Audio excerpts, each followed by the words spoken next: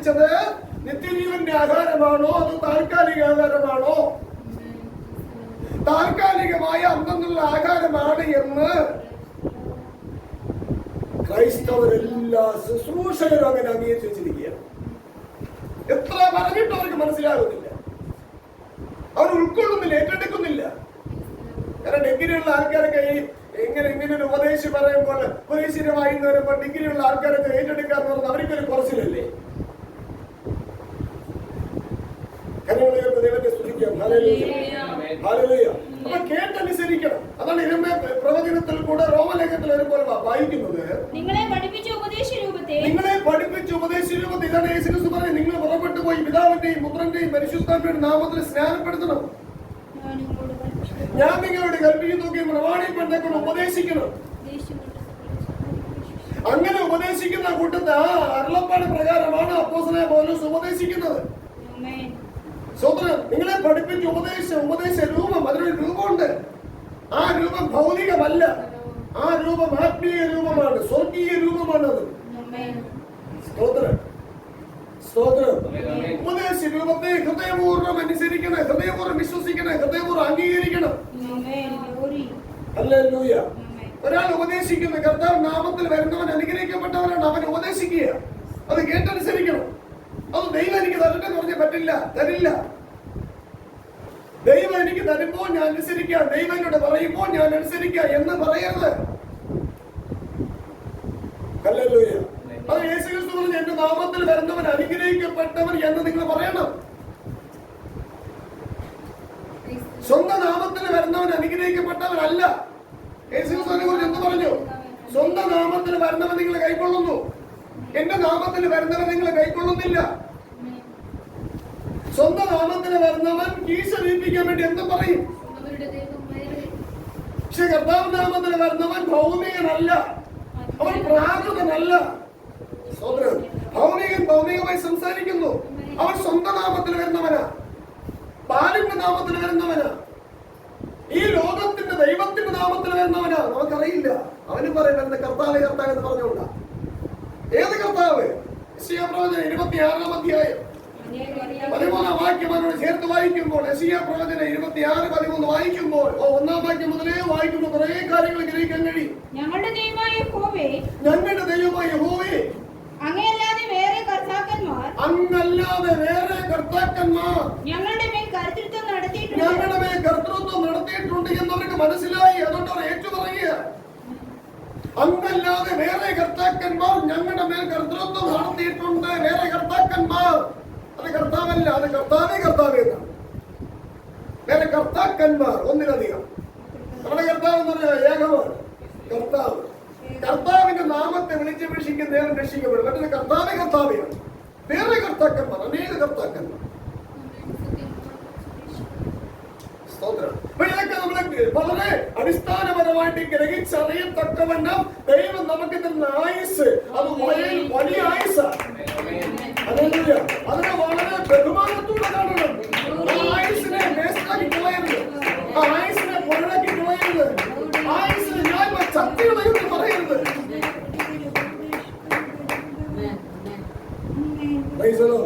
അങ്ങനെയൊക്കെ പറയുന്ന പെന്തക്കോസ്തുകാരുടെ അനുഭവം ഒന്നായി മാറണം. വെറും വായു, വെറും ആവിയ, വെറും ചാവിയ. പെന്തക്കോസ്തിനകത്ത് എത്രയും പേരെ പറയുന്നത് എനിക്കറിയാം. ചത്തങ്ങിലുള്ളായിരുന്നു.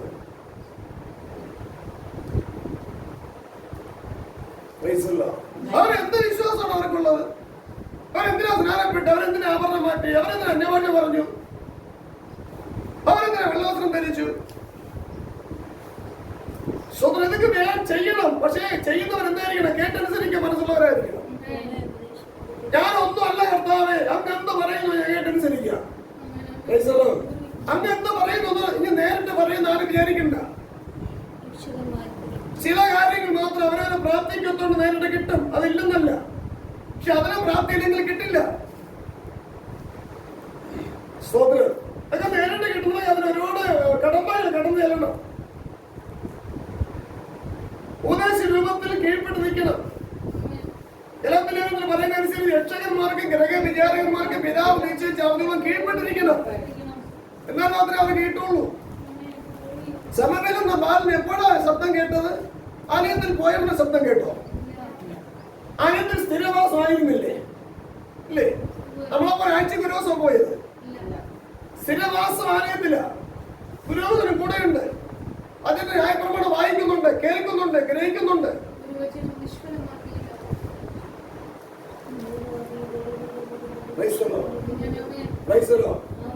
അനന്തരഫലമായിട്ടാണ് പുരോഹിതന് വെളിപ്പെട്ട് കിട്ടാതെ ഇദ്ദേഹത്തിന് വെളിപ്പെട്ട് കിട്ടിയത്. കാരണം അതിന്റെ സമർപ്പിക്കപ്പെട്ട മനുഷ്യനായതുകൊണ്ടാണ്.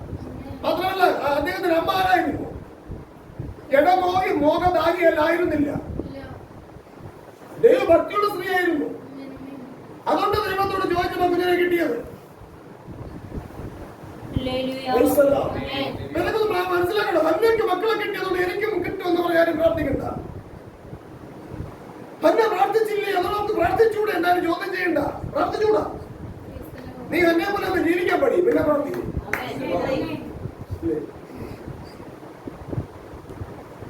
സ്തോത്രം. എന്നെ സ്തോത്രം. സ്വന്തം ഭർത്താവിന് കീഴ്പ്പെട്ടിരുന്നു. ഭർത്താവ് ആര്? ഭക്തനായിരുന്നു. കാര്യങ്ങൾ സീരിയസ് ആയി മനസ്സിലാക്കണം. അല്ല ഇന്നാലും 10ാം ക്ലാസ് ജയിച്ചെന്നുള്ളതാണ് ഞാൻ ജയിക്കില്ല, ഞാൻ പഠിക്കണം. ഞാൻ ഇന്ന ഉദ്യോഗം കിട്ടിയെന്ന് പറഞ്ഞാൽ എനിക്ക് കിട്ടില്ല, എനിക്ക് കിട്ടണോ അതേപോലെ ഞാൻ പഠിച്ചു കയറണം. അതൊക്കെ പഠിച്ച് കയറിയാൽ എനിക്ക് കിട്ടണമെന്നില്ല. സ്തോത്രം. എത്ര അബദ്ധമെന്ന് അറിയാമോ? ക്രിസ്ത്യ ലോകത്തിൽ പ്രസംഗിച്ച് ജനത്തെ വഞ്ചിച്ച് ആ ജനത്തിൽപ്പെട്ടവരാണ് അവിടുത്തെ ശുശ്രൂഷകരായി മാറുന്നത്. അവരെന്തായി മാറും? പിന്നെ വ്യാജ ഡോക്ടർമാരെന്ന് പറയുമ്പോൾ ഇവിടെ വ്യാജ അപ്പോസ്തലന്മാരല്ലേ? ഇതൊക്കെ നമ്മൾ തിരിച്ചറിയണ്ടേ? ഫലം കണ്ട് തിരിച്ചറിയണ്ടേ? തിരിച്ചറിവ് പ്രാപിക്കണ്ടേ? ഇതൊന്നും തിരിച്ചറിവ് പ്രാപിച്ചില്ലെങ്കിൽ നാം എന്തായി മാറും? രക്ഷിക്കപ്പെട്ടെന്ന് ചാടിയാ മതിയോ? പെരുവരിൽ നിന്നാ മതിയോ രക്ഷിക്കപ്പെട്ടെന്ന് പറഞ്ഞ്? ഹല്ലേലൂയ. അങ്ങല്ലാതെ യഹോവേ, അങ്ങല്ലാതെ വേറെ കർത്താക്കന്മാർ ഞങ്ങളുടെ മേൽ കർത്തൃത്വം നടത്തിയിട്ടുണ്ട്. എന്നാൽ അങ്ങയെ മാത്രം, അങ്ങയുടെ നാമത്തെ, കർത്താവിന്റെ നാമത്തെ സ്വീകരിക്കുന്നു. കർത്താവിന്റെ നാമത്തെ സ്വീകരിക്കുന്നവരെ രക്ഷിക്കപ്പെടൂ. അപ്പോഴല്ല അവസാനത്തോട് സഹിച്ചിരിക്കുമെങ്കിൽ. ഇവിടെ ആരാണ് കർത്താവ് നാമത്തെ സ്വീകരിക്കുന്നത്? സ്വത്രം അല്ല, ആഹാരം കിട്ടിയാൽ, സമ്പത്ത് കിട്ടിയാൽ, ആരോഗ്യം കിട്ടിയാൽ എല്ലാം ദൈവം തന്നെന്ന് പറയുന്നു. ഓക്കെ, ഇതേ കള്ള സാക്ഷ്യമാണ്. എന്നാലും ഒരു നിഴല് പോലെ സമ്മാനിച്ചു കൊടുക്കാം. സ്തോത്രം. അവര് കർത്താവിന്റെ നാമത്തെ സ്വീകരിക്കുന്നുണ്ടോ? എല്ലാം കർത്താവ് തന്നെന്ന് പറയുന്നല്ലോ. ഒരു നിഴല് പോലെ സമ്മാനിച്ചു കൊടുക്കാം. പക്ഷെ കർത്താവ് നാമത്തെ സ്വീകരിക്കാൻ അവർക്ക് മനസ്സുണ്ടോ? അപ്പൊ ഇവിടെ പറയുന്ന അങ്ങനെ വേറെ കർത്താക്കന്മാർ ഞങ്ങളുടെ മേലെ കർത്തൃത്വം നടത്തിയിട്ടുണ്ട് എങ്കിലും അങ്ങയെ മാത്രം, അങ്ങയുടെ നാമത്തെ ഞങ്ങൾ സ്വീകരിക്കുന്നു. അപ്പൊ കർത്താവിന്റെ നാമത്തെ സ്വീകരിക്കാത്ത സകലരും വേറെ കർത്താക്കന്മാർക്കുള്ളവരാ. കർത്താവിന്റെ നാമം എന്ന് പറഞ്ഞാൽ കർത്താവ് ആത്മാവാകുന്നു. കർത്താവിന്റെ നാമം ആത്മീകമാണ്. കർത്താവിന്റെ നാമം ആത്മീക രൂപമാണ്. കർത്താവിന്റെ നാമം ആത്മീയ ഉപദേശമാണ്. കർത്താവിന്റെ നാമം ഐഹികമല്ല. കർത്താവിന്റെ നാമം ആത്മീയമാണ്. കർത്താവിന്റെ രാജ്യം ഐഹികമല്ലെങ്കിൽ കർത്താവിന്റെ നാമവും ഐഹികമല്ല. പിന്നെ ആത്മീകവും ഐഹികവും തമ്മിൽ കൂട്ടുചേർത്തിട്ട് വേറെ പരിപാടി ഒന്നുമില്ല. അതിനെ കുറിച്ച് പറയുന്നത് കൂട്ടുകെട്ടി വിതയ്ക്കുന്ന ശപിക്കപ്പെട്ടവന്. ആത്മീയ അനുഗ്രഹവും ഭൗതിക അനുഗ്രഹവും കൂടി കലർത്തി വിതയ്ക്കും. അവൻ ശപിക്കപ്പെട്ടവനാണ്. അപ്പോൾ അവന്റെ കൈക്കുള്ള സ്നാനം എന്തായി മാറും? അവന്റെ ആരാധന എന്താണ്? അവന്റെ പ്രാർത്ഥന എന്താണ്? അവന്റെ കർത്തൃമേശ ഏതാണ്? ഭൂതത്തിന്റെയോ കർത്താവിന്റെയോ? സ്തോത്രം. അവ എങ്ങനെയൊക്കെ നമ്മളെ എങ്ങനെയൊക്കെ കർത്താവിനെ സ്വീകരിച്ചിട്ടുണ്ടോ? സ്തോത്രം. അങ്ങനെ ഓരോ കാര്യങ്ങളും നമ്മൾ മനസ്സിലാക്കണം, ഗ്രഹിച്ചറിയണം, ചിന്തിച്ചറിയണം. എന്നാൽ നമുക്ക് സ്വാതന്ത്ര്യം കിട്ടത്തുള്ളൂ.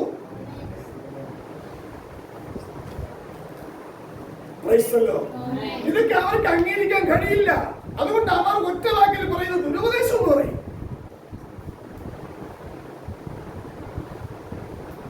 സ്തോത്രം. സ്തോത്രം. ഒറ്റ കാഴ്ചപ്പാടിൽ അവർക്ക് അംഗീകരിക്കാൻ കഴിയില്ല. പക്ഷെ അംഗീകരിച്ച് പറ്റത്തുള്ളൂ. ഹല്ലേലൂയ. ആമേൻ. കാരണം ദൈവത്തിന്റെ ദാനമാണ് ഉപദേശം. ദൈവം ആത്മാവാകുന്നു, കർത്താവ് ആത്മാവാകുന്നു. അങ്ങനെയാണ് കർത്താവിന്റെ ഉദ്ദേശം ആത്മീയമാണ്, Praise the Lord. ആത്മീയ നേട്ടമാണ്, ആത്മീയ കോട്ടമല്ല, ആത്മീയ വളർച്ചയാണ്. ആമേൻ, ആമേൻ. Praise the Lord. ഇതെല്ലാം നമ്മൾക്ക് വളരെ സീരിയസ് ആയി ചിന്തിക്കേണ്ട ബോധം നമുക്ക് ഉണ്ടാവണം. അതിനുവേണ്ടി ദൈവം നമ്മെ പരിശുദ്ധാത്മാവിനാൽ മുദ്രയിടും. ആമേൻ. ഇതൊന്നും പറയുന്നില്ല, ഇടും. സ്തോത്രം. കാരണം ന്യായപ്രമാണം ഉൾക്കൊള്ളുന്നവർക്ക് പരിശുദ്ധാത്മാവിന്റെ മുദ്ര കിട്ടൂ. ആമേൻ. കാരണം പരിശുദ്ധാത്മ വന്ന് വസിക്കണ്ടേ, വസിക്കാൻ വേണ്ടിയാണ് മുദ്രയിടുന്നത്. ആ ന്യായപ്രമാണം ഉള്ളിടത്ത് വന്ന് വസിക്കത്തുള്ളൂ.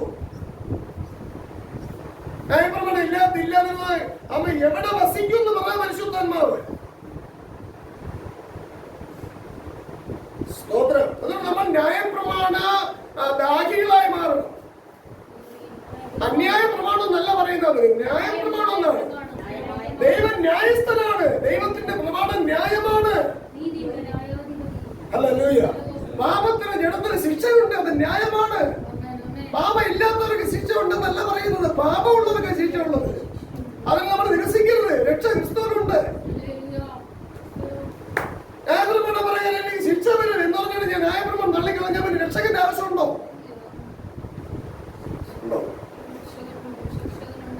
അപ്പൊ നമ്മൾ മനസ്സിലാക്കണം, കണ്ണിന് കണ്ണ്, പല്ലിന് പല്ല്, കൈക്ക് കൈ. ശരിയാണ്. പക്ഷെ കർത്താവിനെ കുറിച്ച് പഠിപ്പിച്ചെന്താ?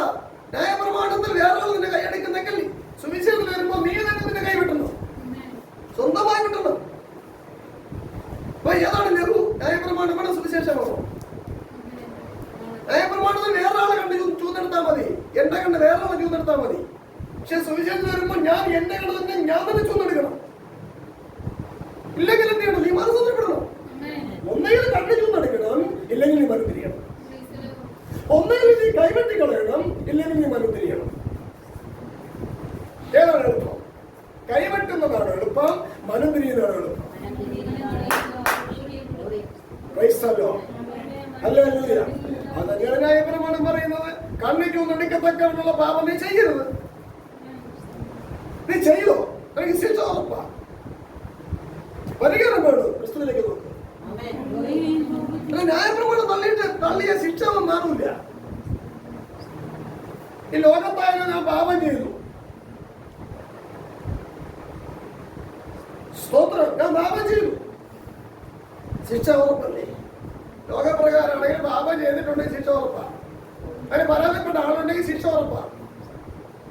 പരാതിപ്പെട്ട ആളില്ലെങ്കിൽ സ്വമേധ കേസെടുക്കും. സ്തോത്രം. അപ്പൊ ദൈവസന്നിധിയിൽ പരാതിപ്പെട്ട ആളുണ്ട്, ആര്? പ്രതിയോഗി. ഈ ലോകത്തിന് ദൈവം പരാതിപ്പെടും. കേസുണ്ട്, സ്വർഗീയ കോടതിക്ക് കേസുണ്ട്. അതിന് പരിഹാരം ക്രിസ്തുവിൽ മാത്രമാണ്. അതുകൊണ്ട് പ്രമാണത്തെ നമ്മൾ ഒരിക്കലും തള്ളിക്കളയരുത്. ഈ പ്രമാണത്തെയാണ് ക്രിസ്തു ചുമന്നുകൊണ്ട് ക്രൂസിൽ കയറിയത്, നിവർത്തിച്ചത്. കർത്താവെ പ്രമാണത്തെ ചുമന്നുകൊണ്ട് ക്രൂസിൽ കയറി ആ നിവർത്തിച്ചെങ്കിൽ ആ പ്രമാണത്തെ ഞാനങ്ങ് തള്ളിക്കളഞ്ഞാൽ പിന്നെ ഏത് പ്രമാണമാണ് എനിക്കുള്ളത്? ഏത് പ്രമാണം നമുക്കുണ്ട്? ഉണർന്നില്ല, പിന്നെ എനിക്ക് സ്വതന്ത്രമായിട്ട് നടക്കാം. പക്ഷെ എങ്ങോട്ടാ പോകുന്നത്? നരകത്തിലേക്ക്. ഹല്ലേലൂയ. സ്തോത്രം, സ്തോത്രം. നമ്മുടെ പാപങ്ങളെ ചുമന്നുകൊണ്ട് യേശു ക്രിസ്തുവിടെ കയറി, ക്രൂസിന്മേൽ കയറി. നമ്മുടെ പാപത്തെ ചുമന്നുകൊണ്ട് അവിടെ കയറിയത് മാത്രമല്ല, ന്യായപ്രമാണത്തെ നിവർത്തിച്ചെന്നാ പറഞ്ഞത്, പ്രവചനത്തെ നിവർത്തിച്ചെന്നാ പറഞ്ഞത്. അവിടെ പ്രവചനമാകുന്ന ന്യായപ്രമാണമാകുന്ന ദൈവത്തിന്റെ ന്യായത്തെ ഞാനങ്ങ് തള്ളിക്കളഞ്ഞാൽ കർത്താവോടെ നിവർത്തിച്ചതുകൊണ്ട് എനിക്ക് വല്ല ഗുണമുണ്ടോ? മനസ്സിലാവുന്നുണ്ടോ? ഗ്രഹിക്കാൻ സാധിക്കുന്നുണ്ടോ? ഹല്ലേലൂയ. അതുകൊണ്ട് ഇതൊക്കെ ഇതെല്ലാം ആശയത്തെ ഒത്താശയോടുകൂടി കൂട്ടി യോജിപ്പിച്ചുകൊണ്ട് പൗലോസ് അപ്പോസ്തലൻ ഉപദേശം പഠിപ്പിക്കുന്നത്. ഞങ്ങൾ നിങ്ങളെ പഠിപ്പിച്ച് ഉപദേശ രൂപത്തെ ഹൃദയപൂർവ്വം അനുസരിച്ച്, സ്തോത്രം, സ്തോത്രം, ഹൃദയപൂർവ്വം അനുസരിച്ച് പാപത്തിൽ നിന്ന് സ്വാതന്ത്ര്യം ലഭിച്ച് നീതിക്ക് ദാസന്മാരായി തീർന്നത് കൊണ്ട് ദൈവത്തിന് സ്തോത്രം. ഹല്ലേലൂയ. ലോകസൗഖ്യം കിട്ടിയത് കൊണ്ടല്ല സ്തോത്രം, 10ാം ക്ലാസ് ജയിച്ചത് കൊണ്ടല്ല സ്തോത്രം, മക്കളെ കിട്ടിയത് കൊണ്ടല്ല സ്തോത്രം, വീട് കിട്ടിയത് കൊണ്ടല്ല സ്തോത്രം. മനസ്സിലാകുന്നുണ്ടോ? Glory. നീതിക്ക് ദാസനായി തീരുവണ്ടക്കവണ്ണം പാപത്തിന്റെ ദാസ്യത്വത്തിൽ നിന്ന് വിധിക്കപ്പെടുകൊണ്ടക്കവണ്ണം ഉപദേശം പഠിച്ചത് കൊണ്ട് ദൈവത്തിന് സ്തോത്രം. Amen. ഉപദേശം പഠിക്കാൻ ദൈവം അനുവദിച്ചുകൊണ്ട് അതുകൊണ്ട് ദൈവത്തിന് സ്തോത്രം എന്ന് യാഗർപ്പിക്കുന്നത്. ഹല്ലേലൂയ. നമ്മെ ഓരോരുത്തരെയും ശുശ്രൂഷകന്മാർ ഏതെല്ലാം കാര്യത്തിന് വേണ്ടി സ്തോത്രം പറയിപ്പിച്ചിട്ടുണ്ട്. ഓരോരുത്തരും പുറകോട്ട് ചിന്തിക്കണം. ഏതെല്ലാം കാര്യത്തിന് വേണ്ടി സ്തോത്രം പറയിപ്പിച്ചിട്ടുണ്ട്. ഈ ലോകത്തിലെ കാര്യങ്ങളിൽ ഏതെല്ലാം കാര്യങ്ങൾക്ക് വേണ്ടി സ്തോത്രം പറയിപ്പിച്ചിട്ടുണ്ട്. ഇതെല്ലാം ദൈവസന്നിധിയിലെ കുറ്റകൃത്യമാണ്. ഇതെല്ലാം പരിഹാരം യേശുക്രിസ്തുവിനുണ്ട്. പക്ഷെ കുറ്റം സമ്മതിക്കണം. കുറ്റം സമ്മതിച്ച് കർത്താവിന്റെ സന്നിധി ഏറ്റു പറയണം. അവർക്ക് പരിഹാരമുള്ളൂ. അങ്ങനെ ഏറ്റു പറയുന്നവർക്കാണ് ഗലാത്യലേഖനത്തിൽ പറയുന്നത് സ്വാതന്ത്ര്യത്തിനിടെ ക്രിസ്തു നമ്മെ അത് സ്വതന്ത്രരാക്കിയവരെ കാര്യം. നമുക്ക് സ്വാതന്ത്ര്യം കിട്ടിയോ? ഏറ്റു പറഞ്ഞോ? നമ്മൾ ബന്ധനസ്ഥരായെന്ന് നമ്മളെ പരിശുദ്ധനെ പഠിപ്പിച്ചോ? പരിശുദ്ധാത്മാവിൽ ആരെങ്കിലും നമ്മളെ പഠിപ്പിച്ചോ? നമ്മളെ വിചാരിക്കുന്ന അടുത്ത ശുദ്രം ചെയ്ത കാര്യം വലിയ ബന്ധനം നമ്മൾ പഠിച്ചിട്ടുള്ളൂ അല്ലേ? അടുത്തവരാരും കൈവശം തന്നെങ്കിൽ അത് മാത്രമേ ബന്ധനം പഠിച്ചിട്ടുള്ളൂ. അതൊന്നും ബന്ധനമല്ലെന്നേ. ബന്ധനവും ശുദ്രം എന്നൊക്കെ പറയാൻ നാം നമുക്ക് വേണ്ടി ഉണ്ടാക്കി വെച്ചതാ. അതാണ് ശുദ്രം, അതാണ് ബന്ധനം. ആ ബന്ധനങ്ങൾ അഴിയണം. ഹല്ലേലൂയ. അതൊക്കെ അഴിയുന്നതൊക്കെ കൊണ്ട് ദൈവത്തിന്റെ വചനം എന്ന വെളിച്ചം നമ്മുടെ ജീവിതത്തിൽ പ്രകാശിക്കണം. അതിന് നമ്മുടെ മനസ്സ് മുതിരണം, മനസ്സൊരുക്കണം. സ്തോത്രം, സ്തോത്രം, സ്തോത്രം. ഇതൊക്കെ നമ്മൾ വായിച്ചും ഗ്രഹിച്ചും ചിന്തിച്ചും ധ്യാനിച്ചും വചനത്തോട് വചനം ചേർത്ത് നാം രൂപാന്തരത്തിലേക്ക് തിരിയണം. ഹല്ലേലൂയ. പ്രാർത്ഥിച്ചെന്ന് പറഞ്ഞാണ് ഇവിടെ സ്തോത്രം കിട്ടെ. ഇവിടെ പ്രാർത്ഥിച്ച് സ്വാതന്ത്ര്യം കിട്ടിയെന്നാണ് റോമലേഖനത്തിൽ പൗലോസ് സഹോദരൻ പഠിപ്പിക്കുന്നത്. അവിടെ മാത്രമല്ല എവിടെയായാലും നിങ്ങളൊരു പഠിപ്പിക്കണമെന്ന് പ്രാർത്ഥിച്ച് ഉപസിച്ച് സ്വാതന്ത്ര്യം കിട്ടും. ഇതൊക്കെ പിശാചാൻ അള്ളപ്പാട് കൊടുക്കണം. ഓസീരി 7 ദിവസം ഓസീരി. കാരണം അവന് മാസം ചെയ്യാം. ഇവിടെ സ്വന്തം പറഞ്ഞത് മണവാളൻ കൂടെയുള്ളപ്പോൾ ഉപസിക്കേണ്ട ആവശ്യമില്ല. അപ്പൊ യേശു കൂടെ ഉണ്ടെന്ന് പറയുകയും ഇവരുടെ ഉപവാസം പ്രസിദ്ധപ്പെടുത്തുകയും ചെയ്യുന്നു. ഇവിടെ ആരാണ് അവരെ കൂടെ ഉള്ളത്? മണവാളനാണോ? Hallelujah, hallelujah, hallelujah. അപ്പോൾ ഇവർക്ക് ഉപവാസിക്ക് ആരാണ് അരുളപ്പാട് കൊടുക്കുന്നത്? ഇന്ന വീട്ടുകാർക്ക് വേണ്ടി, ഇന്ന വ്യക്തിക്ക് വേണ്ടി, ഇന്ന സഭയ്ക്ക് വേണ്ടി ഉപവാസിക്കാൻ ഇവർക്ക് അരുളപ്പാട് കൊടുക്കുന്ന ആരാ? ദൈവാത്മാവാണ്. ഹല്ലേലൂയ. ഇവിടെ ഉപവസിച്ചപ്പോൾ സ്വാതന്ത്ര്യം കിട്ടിയെന്നാണ് പൗലോസ് സഹോദരൻ പറയുന്നത്. ഇതിന്റെ അർത്ഥം ഉപവാസം വേണ്ടെന്നല്ല പറയുന്നത്.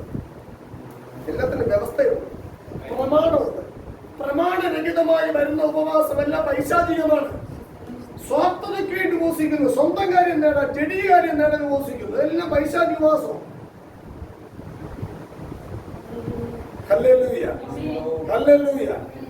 സ്തോത്രം, സ്തോത്രം. ഈ ഉപവാസം എന്ന് പറയുന്ന ആഹാരം വെടിഞ്ഞിരിക്കുന്ന അല്ല ഉപവാസം. ആഹാരം വെടിഞ്ഞിരിക്കാൻ കഴിയുന്നവർക്ക് അത് ആഹാരം വെടിയാം, വേണ്ടെന്നല്ല. എന്നാൽ എല്ലാവർക്കും ആഹാരം വെടിഞ്ഞിരിക്കാൻ കഴിയുമോ? അപ്പോൾ അവർക്ക് അനുഭവം പ്രാപിക്കണ്ടേ? അവരെങ്കിലും ഉപവസിക്കണം. ആഹാരവും ദാഹജലം മാറ്റി വെച്ച് അവർക്ക് ഉപവസിക്കാൻ പറ്റുമോ? പറ്റില്ല. അവരെന്ത് ചെയ്യും? അതുകൊണ്ട് ഉപവാസം എന്ന് പറയുന്നത് ദാഹജലവും ആഹാരവും മാറ്റിവെച്ചിട്ട് അതെല്ലാം വെടിഞ്ഞിട്ട് ഇരുന്ന് പ്രാർത്ഥിക്കുന്നത് മാത്രമല്ല ഉപവാസ പ്രാർത്ഥന. ദൈവ വചനത്തോടു കൂടെ ഇരിക്കണം. അതാണ് ഉപവാസം. ദൈവം വചനമാണ്, വചനത്തോടു കൂടെ ഇരിക്കണം. വചനത്തിൽ പ്രിയം വെക്കണം, വചനത്തിൽ ധ്യാനമായി മാറണം. അതാണ് ഉപവാസം. അത് ആഹാരം കഴിച്ചുകൊണ്ട് ആഹാരം കഴിക്കാതെയാണ് അവരവരുടെ താല്പര്യം. അങ്ങനല്ല, അവരവരുടെ ആരോഗ്യസ്ഥിതി പോലെ ഇരിക്കണം. ഹല്ലേലൂയ. പ്രമാണരഹിതമായി ഉപവസിച്ച് അൾസർ പിടിച്ച് ക്യാൻസർ ആയതല്ലാതെ എന്താ ഗുണമുള്ളത് ആൾക്കാർക്ക്? ഗുണമുണ്ടായി. അത് നമുക്ക് ഇന്നത് കിട്ടിയെന്ന് പറയും. അത് ഉപവസിച്ച് പ്രാർത്ഥിച്ചില്ലെങ്കിൽ കിട്ടുമായിരുന്നു.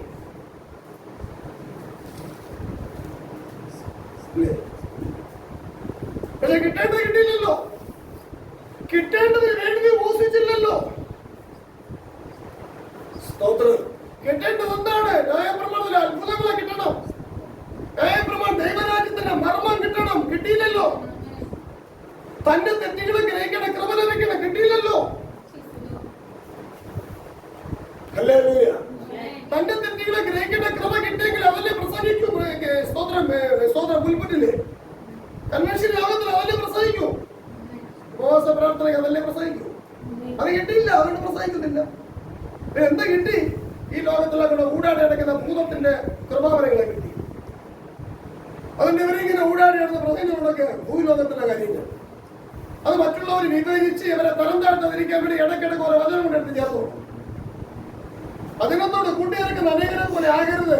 പരിശുദ്ധമായ വചനത്തെ, നിർമ്മല വചനത്തിനോട് ഈ ലോകത്തിലെ മലിനത കയറ്റരുത്, കൂട്ടിച്ചേർക്കരുത്, വിതയ്ക്കരുത്.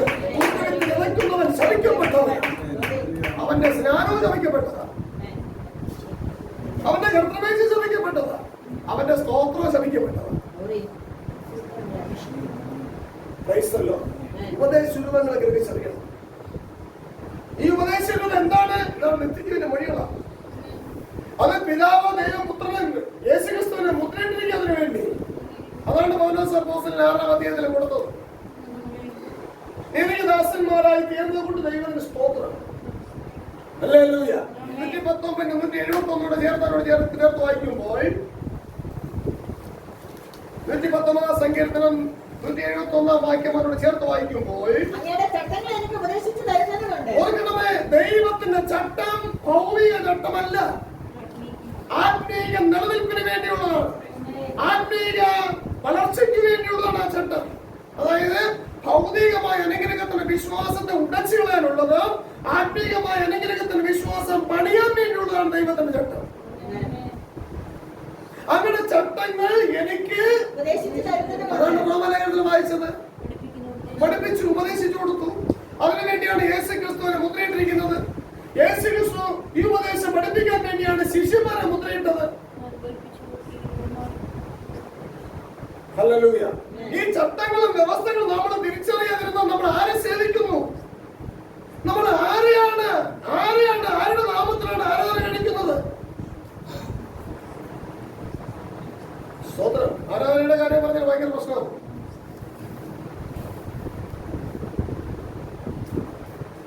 സ്തുതിക്കാം. Hallelujah, hallelujah.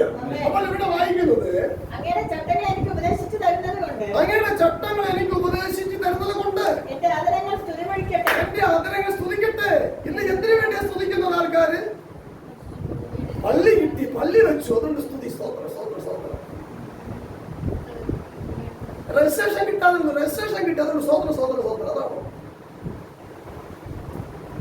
ഹല്ലേലൂയ. അപ്പൊ ദൈവരാജ്യത്തിന്റെ മഹത്വമേറിയ ഉപദേശങ്ങളെ ഉപദേശിച്ച് കിട്ടുന്നത് കൊണ്ട് ദൈവത്തിന് സ്തോത്രം എന്ന യാഗം അർപ്പിച്ച് ദൈവത്തെ സ്തുതിക്കുക. ഹല്ലേലൂയ. നമ്മളിൽ ഓരോരുത്തരും അങ്ങനെയാണ് സ്തുതിച്ചിട്ടുള്ളത്. നമ്മളിൽ ഓരോരുത്തരെയും സ്തുതിക്കാൻ മറ്റുള്ളവർ പഠിപ്പിച്ചത് ഇങ്ങനെയുള്ള കാര്യങ്ങൾക്ക് വേണ്ടിയാണോ? തെറ്റിപ്പോയി, വഴിതെറ്റിപ്പോയി. സ്തോത്രം. അതുകൊണ്ട് നമ്മൾ മടങ്ങി വരണം. യിരെമ്യാ പ്രവാചകനെ വിളിക്കുന്നത് പോലെ നമ്മൾ മടങ്ങി വരണം. അതൊന്നും ഒഴിച്ച് ഉത്തമമായി പ്രസ്താവിക്കൊണ്ടൊക്കെ വേണം ദൈവത്തിലേക്ക് മടങ്ങി വരണം. വായിച്ചു വരാം. യിരെമ്യാ പ്രവാചകൻ 15-ാം അധ്യായം 19-ാം വാക്യം. അതുകൊണ്ട് യഹോവ ഇപ്രകാരം അരുളിച്ചെയ്യുന്നു, നീ മടങ്ങി വന്നാൽ. നമ്മൾ മടങ്ങി വരണം കർത്താവിലേക്ക്. എന്നാലേ കർത്താവിന് മുമ്പ് നിൽക്കാൻ തക്കവണ്ണം നമ്മളെ വീണ്ടും കൈക്കൊള്ളൂ. നമ്മളെല്ലാം പറയും അതെല്ലാം നമ്മൾ കൈക്കൊണ്ട് നമ്മളെങ്ങനെ കയ്യിൽ പിടിച്ചിരിക്കുന്നെന്ന് പറയുന്നത്. അത് വിശ്വസിക്കാൻ മതിയെന്ന്. എവിടെ ആരുടെ കയ്യിൽ പിടിച്ചിരിക്കുന്നത്? കൈ കൊടുത്താലും പിടിക്കുള്ളൂ.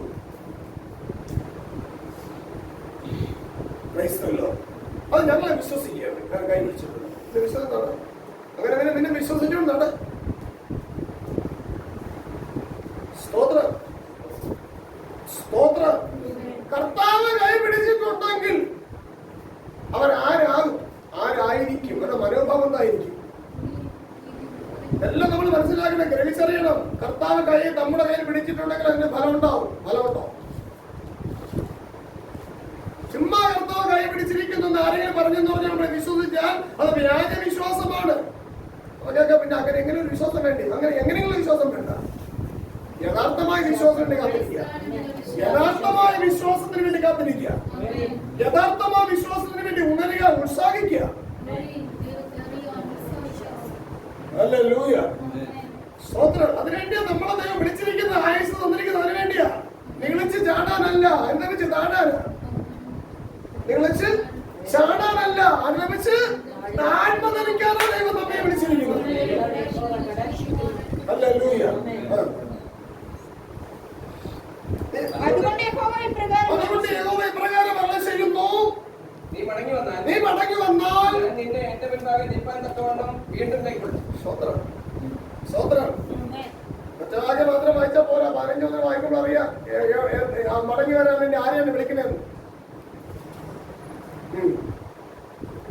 നീ അധമമായി തൊഴിച്ച് ഇല്ല, അതിനാണ് ഞാൻ അങ്ങയുടെ വചനങ്ങളെ കണ്ടിട്ട് ഭക്ഷിച്ചിരിക്കുന്നു. ഓർക്കണം ആരാണ് വിളിക്കണമെന്ന്. ഞാൻ അങ്ങയുടെ വചനങ്ങളെ കണ്ടെന്ന് ഭക്ഷിച്ചിരിക്കുന്നു.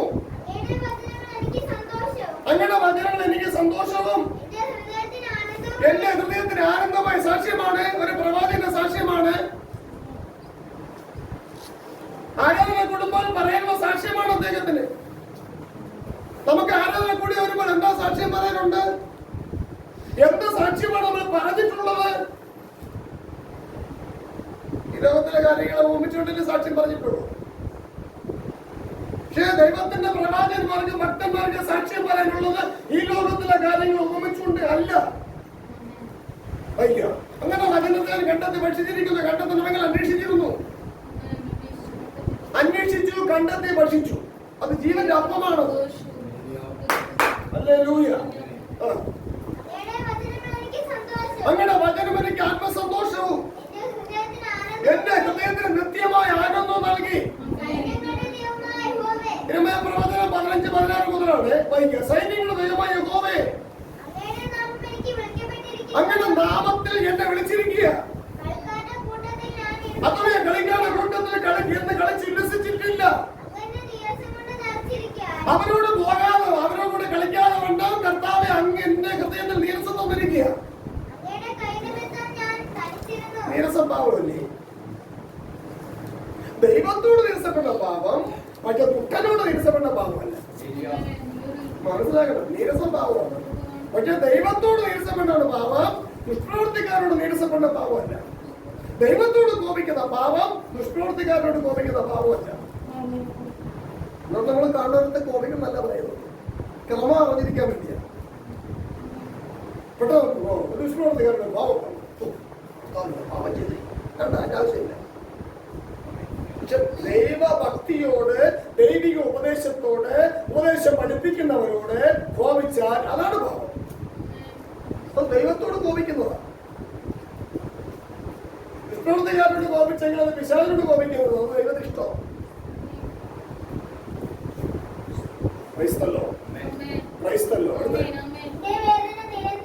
എന്റെ വേദന നിരന്തരവും എന്റെ മുറിവ് പുറക്കാതെ വണ്ണം വിഷമമായിരിക്കുന്നു. അങ്ങ് എനിക്ക് ചതിക്കുന്ന തോടും വറ്റിപ്പോകുന്ന വെള്ളവും പോലെ ആയിരിക്കുമോ? അവ ഇത്രയും പറഞ്ഞ് ഇത്രയും അനുഭവത്തിൽ വന്നപ്പോഴാണ് വിളിക്കുന്നത്. അതുകൊണ്ട് യഹോവ ഇപ്രകാരം അരുളി ചെയ്യുന്നു, നീ മടങ്ങി വന്നാൽ ഞാൻ നിന്നെ. നമ്മളെ വിളിക്കാൻ വല്ല സാധ്യത ഉണ്ടോ? ഇതുപോലെ വിളിക്കാൻ സാധ്യത ഉണ്ടാണെങ്കിൽ 16, 17, 18 പറഞ്ഞു. എന്നാലേ വിളി വരൂ. ചുമ്മാ കർത്താവിനെ വിളിക്കുന്നവരെ വിളിയൊന്നുമില്ല. യോഹന്നാൻ സുവിശേഷത്തിൽ പറഞ്ഞിരിക്കുന്നത് കർത്താവിനെ നമ്മൾ തിരഞ്ഞെടുത്തല്ല, കർത്താവ് നമ്മളെ തിരഞ്ഞെടുത്തു. നമ്മളെ കുറിച്ചല്ല അവിടെ ഇരിക്കുന്നത്, ശിഷ്യന്മാരെ കുറിച്ച. നമ്മൾ ശിഷ്യന്മാരെ പോലെ ആയോ? ആയെങ്കിൽ നമ്മളെ കുറിച്ചില്ല. സ്വത്രം കൈകർത്തി പറയാമോ നാം ശിഷ്യന്മാരെ പോലെ ആയെന്ന് പറയാമോ? ഉറപ്പുണ്ടോ? തെളിവുണ്ടോ? എങ്കിൽ പറയാം കർത്താവ് എന്നെ വിളിച്ചത്, ഞാൻ കർത്താവിനെ തിരഞ്ഞെടുത്തല്ല, കർത്താവ് എന്നെ തിരഞ്ഞെടുത്തത് പറയാം. അത് വ്യാജമായിട്ടല്ലേ വിശ്വസിപ്പിച്ചിരിക്കുന്നത്. ഇതിന് കളിക്കെട്ടാൻ വേണ്ടിയല്ലേ? അങ്ങനെ വിശ്വസിപ്പിച്ച ആൾക്കാർ ഇങ്ങനെ മയക്കുമരുന്ന് വെച്ച് മയക്കി അവൻ വിളിച്ചുകൊണ്ട് വന്ന് അവരെ ആശ്വസിപ്പിച്ച് അവൻ പ്രകടനം കൊള്ളിപ്പിച്ച് അങ്ങനെ തുള്ളി ചാടിപ്പിച്ചാലല്ലേ കാണിക്കുള്ളൂ. ഇതൊക്കെ കണ്ടുപിടിക്കാതെ ജീവിച്ച നാം ആരായി മാറും?